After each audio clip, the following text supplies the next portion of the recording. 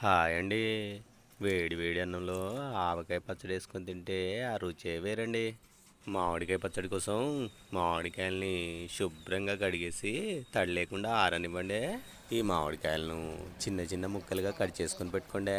Cut చేసిన మామిడికాయ ముక్కల్ని ఒక క్లాత్ తోటి శుభ్రంగా తుడిసేయండి.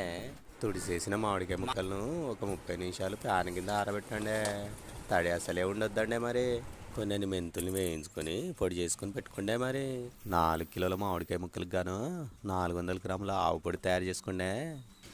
ఎల్లిపాయ రెబ్బలను కూడా మెత్తగా పేస్ట్ చేసుకొని పెట్టుకోండి. మరి మామిడికాయ ముక్కలను ఒక బేషన్లో తీసుకొని పెట్టుకోండి. మరి 4 కిలోల ముక్కలకి 1 కిలో ఉప్పు, ఒక 500 గ్రాముల కారం వేసుకోండి.